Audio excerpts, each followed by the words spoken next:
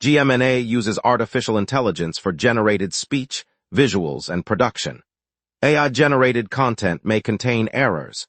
Please verify important information before making decisions or taking action.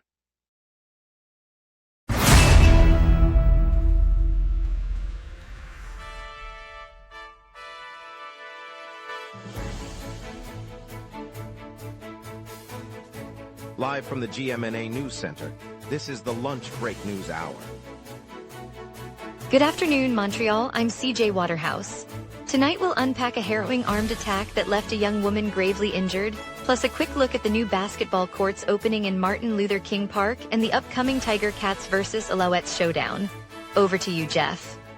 Picnic Electronic returns this weekend, setting up its main stage on St. Denis Street from Friday night through Sunday, with free entry for all attendees. The festival highlights include electronic duo Caribou, local act Le Dayen, and surprise guest performances, each set scheduled on the central lawn beside the food trucks. Organizers emphasize sustainability, providing reusable cups at each bar, compostable plates for vendors, and a bike parking area accommodating up to 50 cyclists daily. Picnic Electronic runs nightly on St. Denis Street through August, featuring local and international DJs, and with plenty of music ahead, lots to get to. Let's begin. Good morning, Montreal. Police say a young woman was found gravely wounded after an armed assault on Blurry Street, near Concord Street in downtown Montreal on July 26. Emergency responders arrived at the scene shortly after reports of gunfire and transported the victim to a local hospital, where she remains in critical condition. City officials confirmed that the street is a major pedestrian thoroughfare and that security cameras in the vicinity captured portions of the incident. The Sûreté du Québec has deployed resources to the downtown sector. Officers secured the area and are conducting a homicide investigation. No arrests have been announced and the victim's identity has not been released pending family notification. The incident occurred in a busy public corridor during daylight hours. Authorities have not released details about a possible suspect or motive at this time.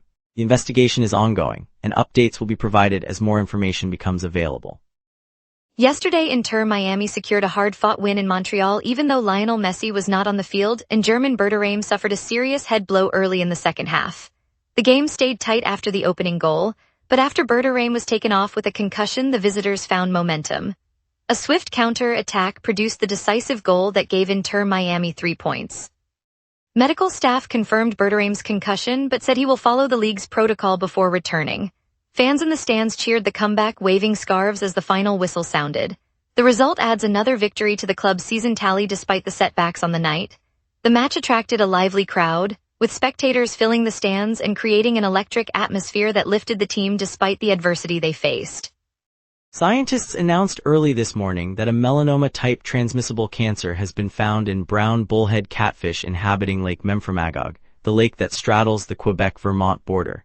The disease manifests as skin tumors, and laboratory sampling revealed that roughly 1/3 of the captured fish displayed these growths. Researchers emphasize that this represents the first recorded instance of a naturally occurring transmissible cancer in any fish species, a phenomenon previously documented only in mammals and a few marine invertebrates. The team, based at joint Quebec and U.S. institutions, is now conducting genetic analysis to determine how the cancer spreads between individuals. Officials from both provinces have been notified and will monitor the lake's ecosystem closely, while anglers are advised to handle caught catfish with caution until further guidance is issued. After more than 3 years of bargaining deadlock, Quebec's paramedical workforce secured a principal collective agreement with the provincial government today. The deal ends a period that began in 2023 when the sector lost its contract, leaving nurses, EMTs, and allied staff without a formal bargaining framework. Officials said the agreement lays out baseline wages, staffing ratios, and overtime rules, though final details will be hammered out in subsequent negotiations. Government representatives highlighted the need to stabilize emergency services and ensure consistent care across the province. Union leaders welcomed the breakthrough, noting that a stable agreement will help retain staff and improve response times. Both sides agreed to move quickly toward a full contract, aiming to finalize terms before the start of the next fiscal cycle. The agreement is expected to be ratified by the Provincial Labor Board within weeks. Earlier today, 2 Bromont residents uncovered a 150-year-old time capsule while working on a local development project. Rock Royer and David Thurialt reported the find near the town's historic center, where the container is believed to have been buried around 1876. The discovery has sparked quiet curiosity among neighbors, though the pair have chosen to keep the capsule's contents under wraps for the time being. Local officials said they will coordinate with heritage experts to assess the artifact's significance, but no public exhibition has been scheduled yet. The find adds a rare glimpse into the town's 19th-century life, reminding residents that the area's roots run deep beneath modern streets. Authorities plan to document the capsule's condition before deciding on any further steps. The town council will convene next week to discuss preservation options, and historians are eager to learn what everyday objects might be inside. Coming up, we'll tour the brand new basketball courts in Martin Luther King Park and see how families are already shooting hoops. We will be right back. Watch the local sunset tonight at 6 p.m. for all your local Montreal news.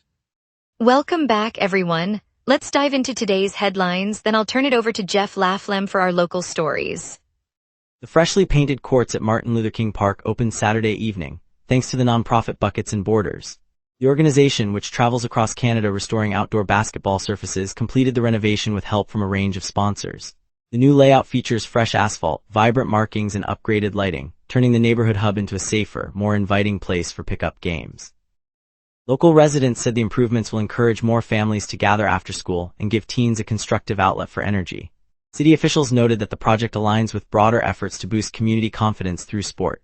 The effort was funded by local sponsors, including a hardware store that provided paint. Bright blues and oranges were chosen to echo the neighborhood's energy. The game featured local players and newcomers. Yesterday, the Festival Ludique de Montreal turned the Quartier Latin into a bustling playground for board game lovers.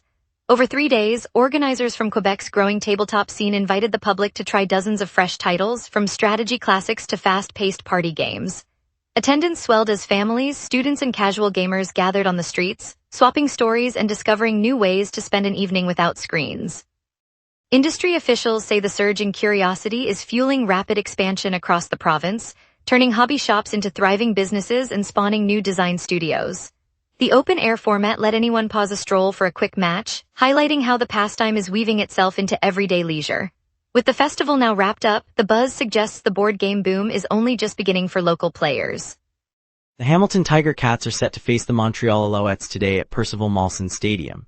Kickoff is slated for early afternoon, giving local fans another chance to see the rivalry that opened the CFL season nearly 2 months ago. Quarterback Tree Ford, who led Hamilton's offense in that opening match, will be back under center, while the Alouettes will look to exact revenge on home turf. Ticket holders can expect the usual Friday night atmosphere, with food trucks lining the campus and a marching band leading the pre-game walkout. Both clubs have been fine-tuning their rosters since the season's start, and coaches say today's contest will test the adjustments made over the past weeks. The game will be broadcast locally, and the stadium's capacity crowd is expected to fill the stands once again. On July 24, the Quebec Forest Fire Protection Agency deployed 3 water bomber aircraft to British Columbia, joining the province's frontline battle against rapidly spreading wildfires. The Quebec team flew north to bolster crews already struggling with high-intensity flames that have threatened forested neighborhoods and contributed to smoky skies across the region. Officials said the additional aircraft will increase water drop capacity, helping to protect homes and reduce the spread toward populated valleys. The move underscores inter-provincial cooperation as fire officials in British Columbia continue to coordinate suppression efforts. Residents in affected zones can expect heightened aerial activity over fire zones in the coming days as crews work to contain the blazes. The 3 water bomber planes, usually tasked with protecting Quebec's own forests, have been redirected to aid a neighboring jurisdiction, illustrating the scale of the emergency and the willingness of provinces to pool resources when wildfires threaten larger regions. Yesterday, a 45-year-old man was stabbed in the Ville-Marie district, police said.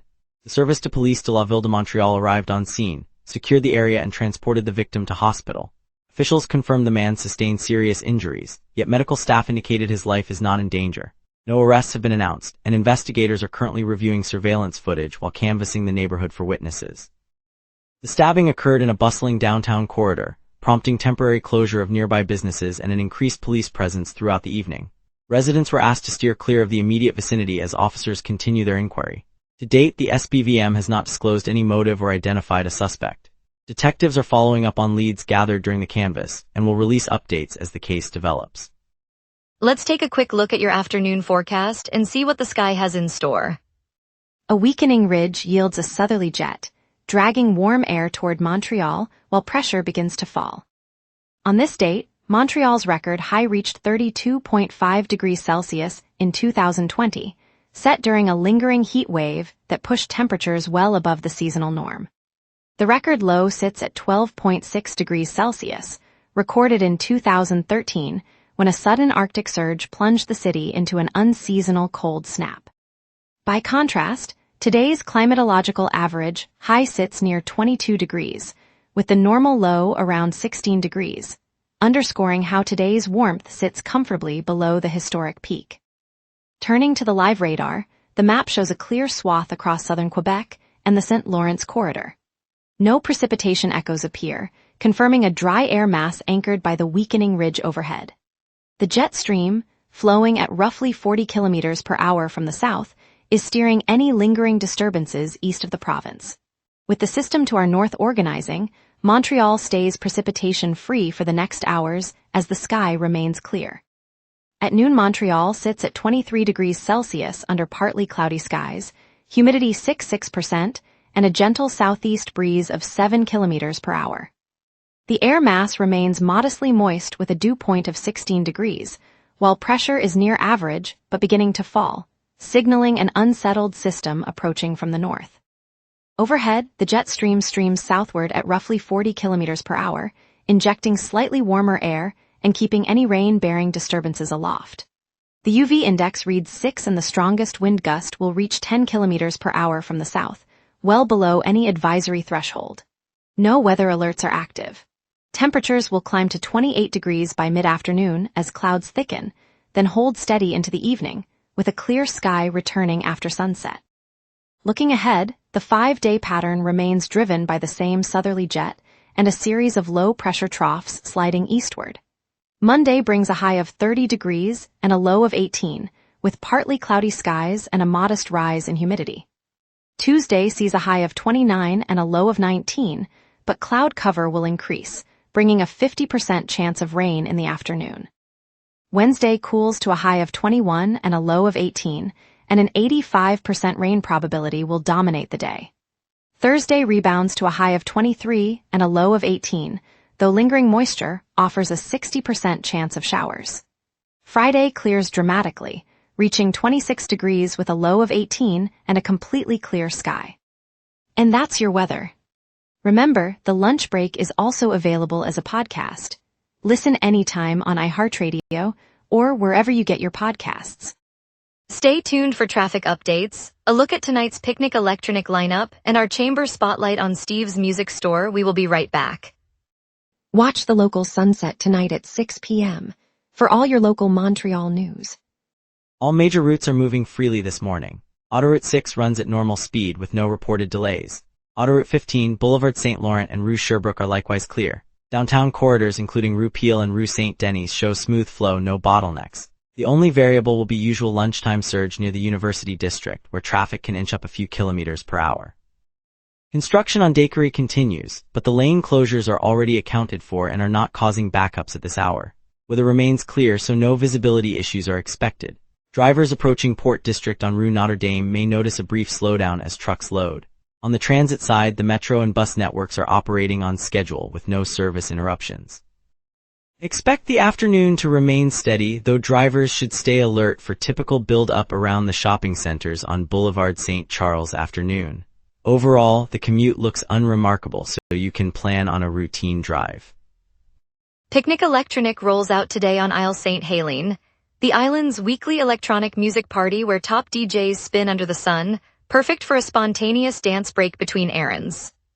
At Cinéma du Parc, Fantasia International Film Festival presents the world premiere of I Love Paris, a fresh love letter to the city that promises laughter, romance, and a dash of cinematic flair. The final day of the Just for Laughs festival lights up venues across Montreal, offering one last chance to hear the continent's hottest comedians before the festival bows out.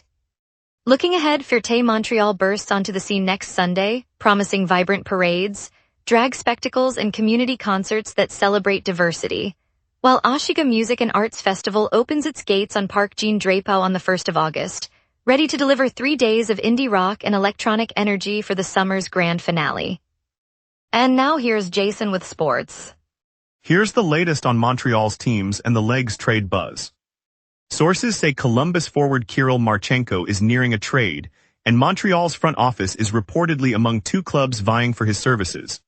General manager's focus remains on reshaping the roster, with the Habs keeping a close watch on developments. Inter Miami secured a narrow 1-0 win over CF Montreal at Stade Saputo on Saturday, despite the absence of stars Lionel Messi and Rodrigo de Paul. A decisive penalty by Suarez provided the difference, leaving Montreal supporters disappointed but hopeful for the next fixture. Inter Miami forward Berterame was forced to leave the Saturday match versus CF Montreal in an ambulance after sustaining an injury. The incident halted his participation early, prompting medical staff to intervene while the game continued without the Argentine striker. Steve's Music Store on St. Catherine Street in downtown Montreal has been a fixture for 61 years, and today we learn its doors are closing for good. Founded in the year 1965, the family-run shop let budding guitarists, drummers and violinists try instruments before they bought, turning a simple retail space into a community rehearsal room. Faced with rising rents and the surge of online retailers, the owners announced the final closure this month, ending an era for the city's music scene. Neighbors worry the loss will silence the spontaneous jam sessions that once spilled onto the street. For generations of Montreal musicians, Steve's was more than a shop, it was the place we first found our sound. And later, we'll share the charming tale of Bromont residents who uncovered a 150-year-old time capsule, a true slice of history. Coming up tonight at 6, the local sunset. Your neighborhood, your city, your news. From city hall decisions to the stories happening right on your street, we cover what matters most to Montrealers. Join us tonight at 6 p.m. on GMna for the local sunset, Montreal's evening newscast. The city is set to launch a 12-kilometer protected bike lane corridor this Saturday, a key piece of Montreal's new network that promises greener, faster commutes for thousands of cyclists. We're on the corner of St. Laurent and Rue St. Viateur where the work is underway. Carl Dumont is there. Carl Dumont. Thanks CJ Waterhouse. The camera pans across the bustling corner of St. Laurent and Rue St. Viateur, where a sea of bright helmets glints under the late summer sun. Construction crews are pulling down the last orange barriers, while volunteers line a wooden table with ribbons and a microphone. Mayor Valerie Plante and Councillor Marie-Claude Bibeau stand beside a freshly painted sign that reads Green Mobility Corridor. A brass band rehearses a quick march, the notes drifting over cafes spilling onto the sidewalk. The city will officially open a 12-kilometer protected bike lane network today, linking the Plateau, Mile End and Verdun, and organizers expect up to 5,000 cyclists to ride the first stretch. Officials say the corridor aims to shave 15% off car traffic within 5 years, offering a faster, greener commute for thousands of residents. For commuters who trade rush-hour gridlock for a breath of fresh air, this corridor could change daily life. Carl Dumont, virtually at St. Laurent and St. Viateur. In the heart of the plateau, just outside the St. Laurent station, a small crowd gathers around a table strewn with sketches and coffee cups. City planners, a retired teacher who grew up on the Orange Line, and a group of neighborhood kids are sharing a vision that has waited years in the drafts. The plan to close the loop on the Orange Line, first proposed decades ago, was revived this week after months of community workshops and a council vote that slipped past the winter snow. One vivid moment captures the mood. A young girl, notebook open, traces the new route with a bright red crayon while her grandmother, a daily commuter, smiles and whispers that the next time she boards, the ride home could be a few minutes shorter. Across the street, the bakery owner lifts the lid on fresh croissants, saying the extension will bring more early morning customers through his door. Neighbors see a future where the city moves a little easier and everyday journeys feel lighter. It reminds us that when a community rallies around a shared idea, the tracks we lay can carry us all forward. On a bright Saturday morning in the St. Henry neighborhood, a modest community center parking lot became the backdrop for a small celebration that felt larger than the city itself. Representatives from 2 Chinese electric vehicle firms stood beside gleaming, turquoise sedans while local families gathered, children clutching reusable water bottles and seniors nodding in approval. The event was organized by the borough's Sustainable Transport Committee, a group that has long championed the province's already impressive fleet of 400,000 electric cars. One vivid moment stood out. A young mother, her son perched on her hip, watched as a test driver smoothly glided the vehicle into the lot, its silent arrival drawing a ripple of surprised smiles. The driver then opened the door, handed the keys to the mother, and invited her to experience the quiet acceleration. Her laughter echoing off the brick walls reminded everyone why the shift matters beyond numbers. It is about everyday people feeling the future in their own hands. That shared sense of possibility, a community embracing new technology while staying rooted in its streets, underscores how Quebec's green momentum is growing, one friendly handshake at a time. Thank you, Montreal, for joining us on the lunch break. Today's highlight, the unearthed 150-year-old time capsule in Bromont, reminded us how history lives beneath our streets. We appreciate your trust and look forward to bringing you more stories tomorrow. Stay safe, stay curious, and see you then.